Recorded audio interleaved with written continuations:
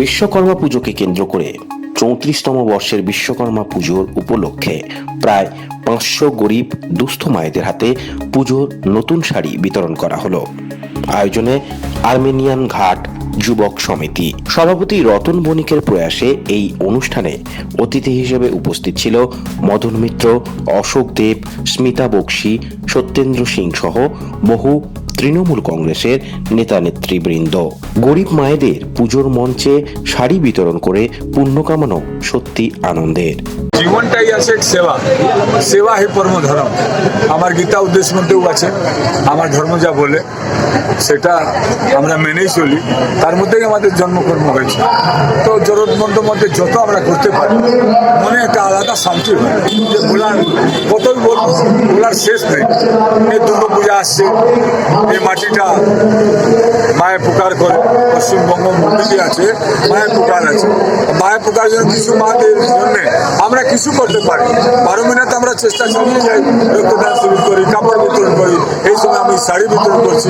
পূজা তো আসেই আছে, এই পুজোটা নিয়ে আপনার পাশে থাকি, চোখের জলটাকে কত বুঝতে পারি সেটা আমাদের জীবনে এই লক্ষ্য আছে। এই জন্য আপনি চারদিকে আমাকে দেখতে চান, আমি সমাজসেবী করি।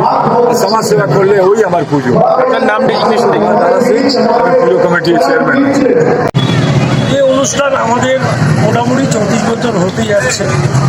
আমাদের এই এলাকার নেতা, বিশিষ্ট ব্যক্তি এবং আমাদের সঙ্গে দাদা সমাজসেবী গুরুজন সবারই আশীর্বাদ আছে, তাই আমরা করি।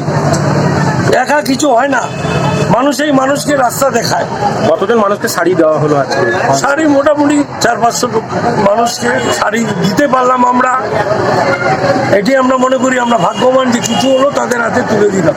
আর গেস্ট কারা কারা ছিল আজকে উপস্থিত? গেস্ট ছিল বজবজ বিধানসভার এমএলএ, আমাদের প্রিয় নেতা, আমাদের গুরুর গুরু মহাগুরু অশোক দেব ছিলেন, এবং আমাদের মদন দা ছিলেন, মদন মিত্রা কমরেটিভ এমএলএ, আমাদের সুমিতা বক্সি, সঞ্জয় বক্সি ছিলেন, বিজয় পদ্মা ছিলেন।